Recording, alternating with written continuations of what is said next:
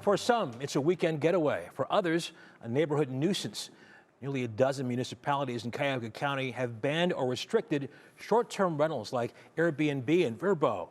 But those listings keep popping up. For example, in Bath Township, where a mass shooting happened last year. Tonight, Ohio Investigates with our partners in Columbus and Toledo takes a deeper look at where law enforcement falls short and why control of short-term rentals could soon shift from local communities to the state.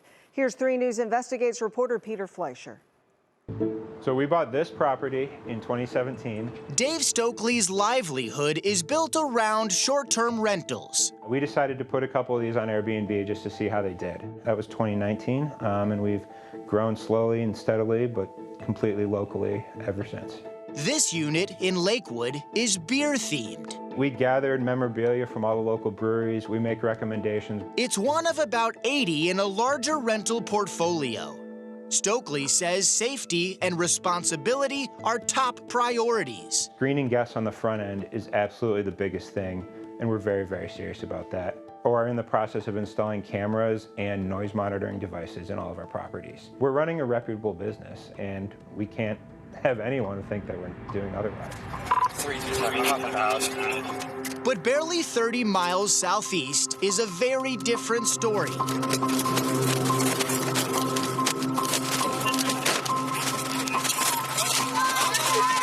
Is there still someone in there shooting? I don't know.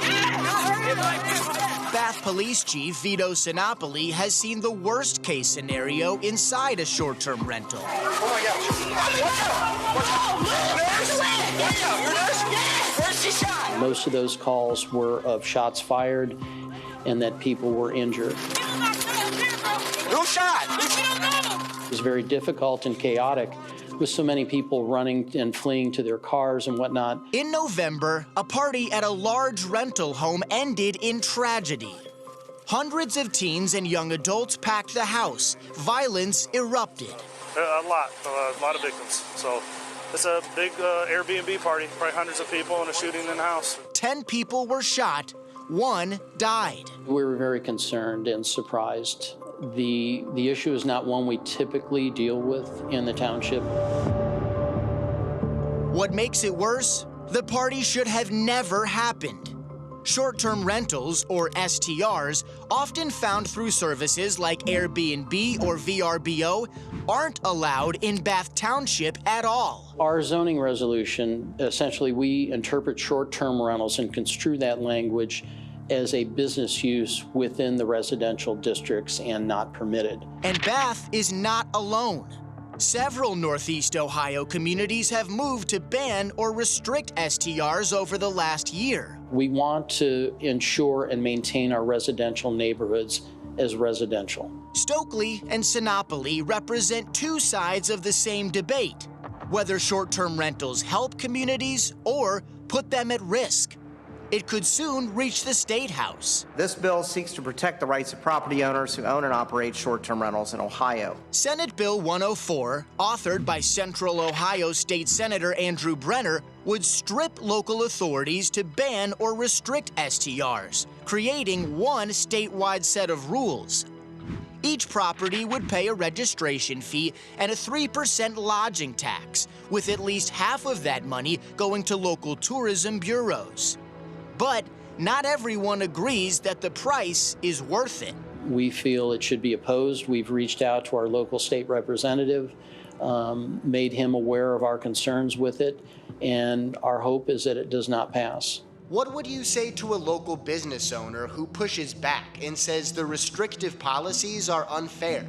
By and large, we've not had a great deal of negative response to how we construe our zoning resolutions. So.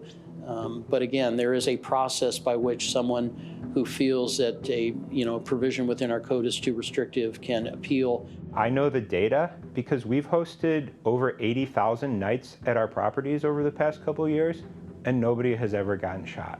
99.9% of the short-term rental operators do things the right way. They care about what's happening in their properties and in their communities. For now, regulations depend on where you live, but future votes over this bill could change the rules for every neighborhood in Ohio. Peter Fleischer, 3 News. And we are not alone. Tomorrow, how a quiet street in Toledo also became the scene of chaos last summer after gunfire erupted at a short-term rental party. One resident died, and neighbors say their warnings went unanswered. Join us for Ohio Investigates Short-Term Rental Reckoning tomorrow night at 11.